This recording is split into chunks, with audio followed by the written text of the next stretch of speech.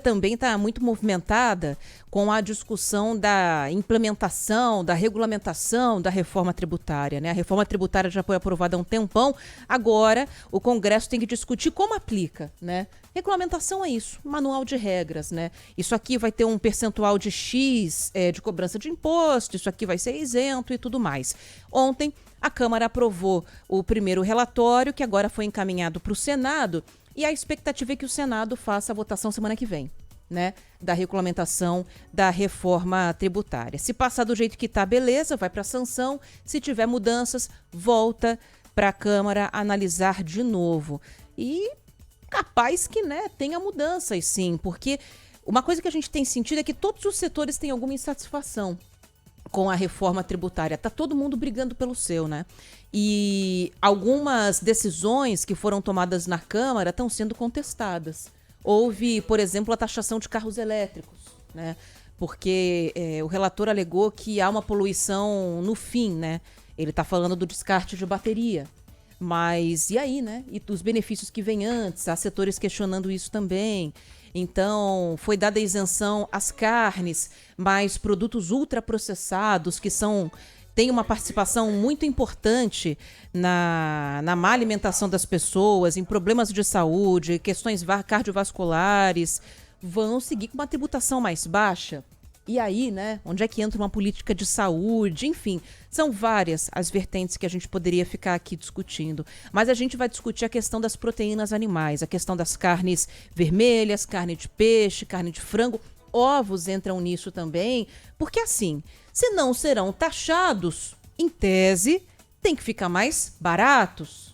Mas não vai ser isso não, né, Vitor Lupato? Boa tarde para você. Tudo bem, Ana Paula Rodrigues, boa tarde para você, para todos os ouvintes. Essa é a grande pergunta, né? Eu tenho certeza que todo mundo que escutou aqui na Rádio Bandeirantes, não vai ter imposto mais para proteína animal. Pensou, beleza, quanto que eu vou pagar a menos, né? Exatamente. Então, mas na verdade não é bem isso. É uma notícia que pode ser vista de um lado positivo ou negativo. Se você acha que o preço que paga hoje na proteína animal é justo, bom para você. Se você acha que tá caro, é uma notícia que não é tão positiva assim, porque essa isenção de impostos para proteínas animais só vai evitar um aumento de até 15% no preço dos produtos.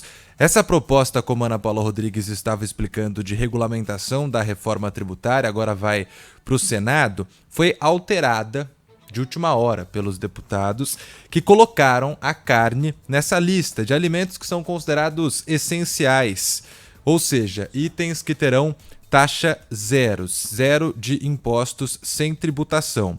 Mas a gente conversou mais cedo aqui na Rádio Bandeirantes, no Manhã Bandeirantes, com o presidente da Associação Brasileira de Proteína Animal, que afirmou que a decisão não significa uma redução nos preços. O Ricardo Santin explicou que sem a isenção, os valores iriam ou até poderiam subir. A verdade é que não é que a carne vai ficar mais barata, mas ela vai deixar de ficar mais cara. A votação ela tem que ser celebrada no sentido de que ela evitou um aumento inevitável da casa de 15%. Então, ele não está tirando imposto, a gente já paga, o setor paga por volta de 4 bilhões de reais ao ano. Ela pode sim ficar mais barata, dependendo das condições do mercado. Você, por exemplo, se tiver mais oferta de carne, como está acontecendo com a carne bovina, tem mais oferta, ela baixou de preço. A isenção de imposto para as proteínas animais foi um dos pontos mais debatidos, né? Fizeram mais de 300 sugestões para mudança de texto nesse projeto de regulamentação da reforma tributária.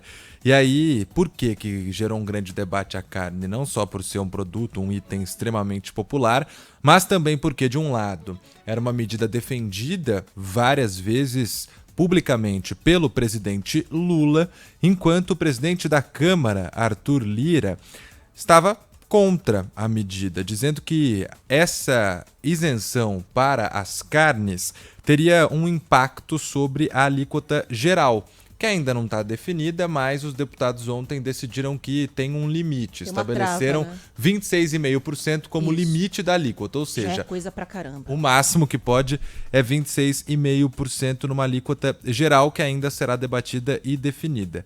Ou seja, a inclusão da carne na lista de produtos com taxação zero foi feita de última hora, no dia da votação, e pode ser um dos pontos que, no Senado, deve gerar bastante debate também. Ah, não tenha dúvida de que vai acontecer. Obrigada, viu, Lopato? Valeu, Ana, um Bom, abraço. Vamos repercutir um pouco mais esse assunto? Na Rádio Bandeirantes, Agromais.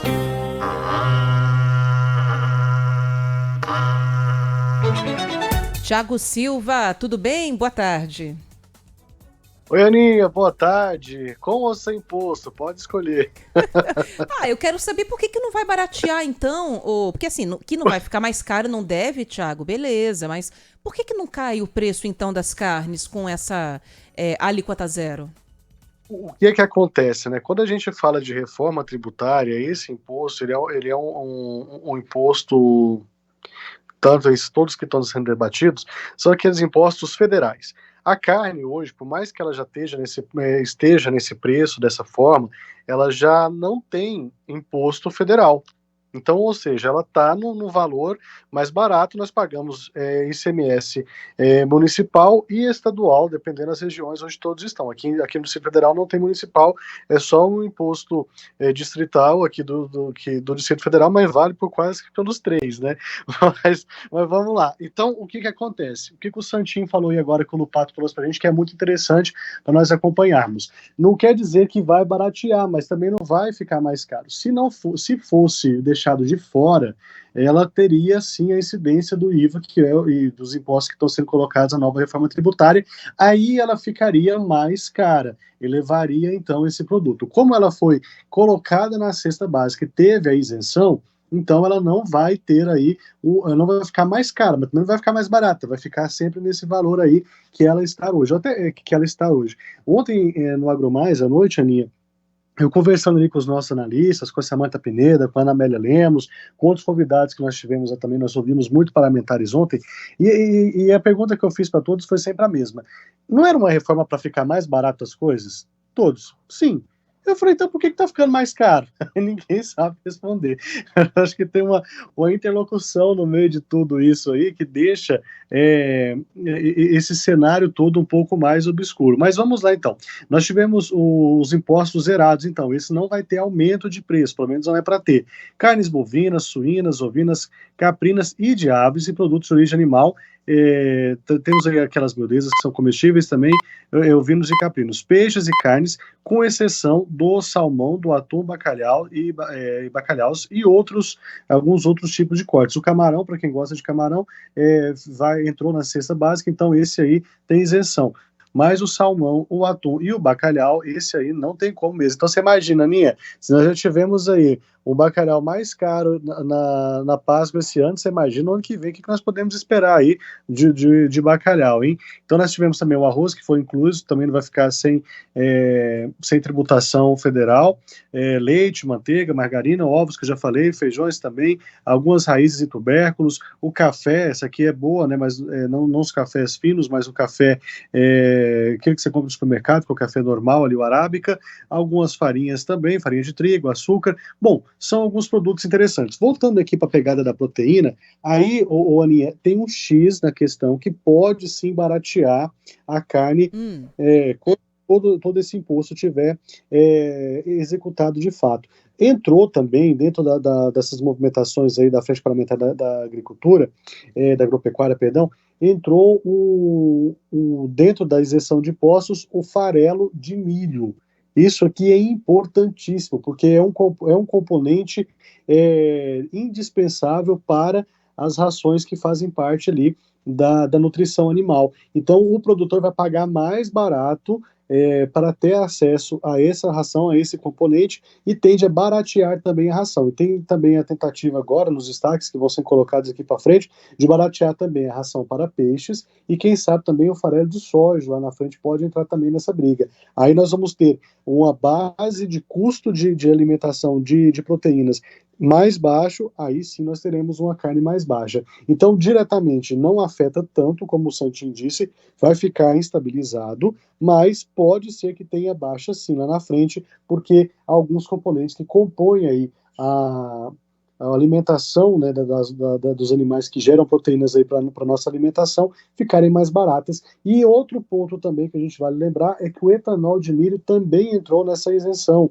Ou seja, nós podemos ter um etanol mais barato nos postos de combustíveis aí no futuro próximo. Então é algo assim que a gente tem que levar em consideração. Eu estava bem pessimista, viu, para falar a verdade, com a reforma tributária, mas ontem vendo ali os analistas falando, o pessoal comentando sempre, é um marco histórico e que pode sim melhorar muita coisa. O que tem que ser discutido agora e deve ser discutido no Senado é a tal da alíquota. Essa aí é que pega, viu, Aninha? Porque se ela ficar mais alta do jeito que ela está hoje, do jeito do texto que passou na Câmara, o Brasil terá o imposto mais alto do mundo. Aí a situação aperta para todos nós. Exatamente, a gente tem que tomar muito cuidado com isso daí. Mas está muito bem explicado, então. Já era isento, segue isento, não muda tanto, mas tomara que essa questão aí da alimentação dos animais melhore um pouquinho o preço da carne também. Valeu, tudo muito bem explicado, Thiago. Obrigada, viu? Bom trabalho por aí. Por nada, Aninha. Para vocês também, a gente volta a se falar amanhã. Tchau, tchau. Fechado, tchau.